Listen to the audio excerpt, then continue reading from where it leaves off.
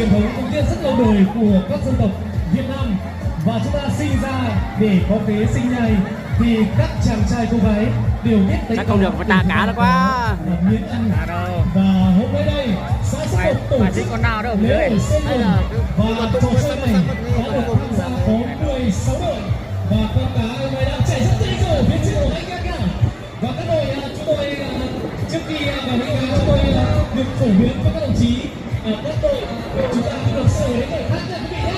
Nam nữ của các đội không được sờ đến đâu. Và con cá hôm nay đang tụ tập ở một vị trí nào đó. Vâng, và đội đầu tiên được cá to rồi khoảng 5 kg, và chúng tôi thấy là đội số 2 thì phải. Và nhanh lên nhá các đội đó, và đội nào có những sức khỏe dồi dào nhất, và chúng ta đang cùng đều chúng ta sẽ có một giải rất tuyệt vời. Đó là chỉ có thời gian sẽ tăng trong độ giải nhất 5 kg cá theo nữa ạ. Xin quý vị ạ, một chút đi ạ. Cá một tí nữa đi ạ.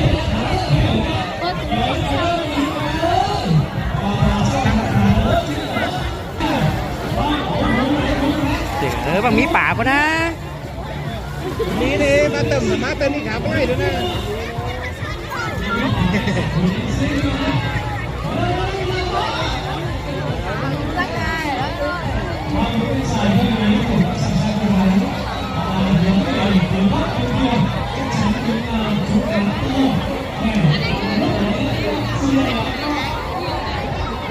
ngôm ơi ngôm ơi ngôm ơi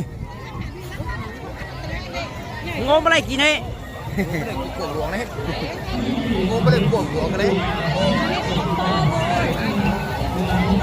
ăn cái này khôngพูดจะหาให้อีตู่เนาะดีตั้งหลักครับพูดเป็นโอ๊ตแล้วก็นะไม่หรอก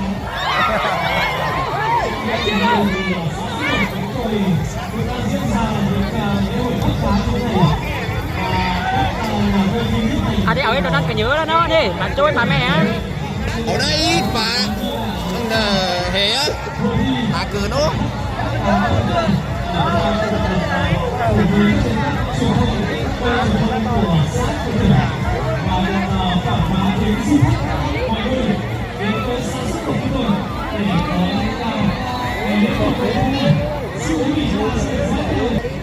cái này bao bao này tập tổ ăn chọn đó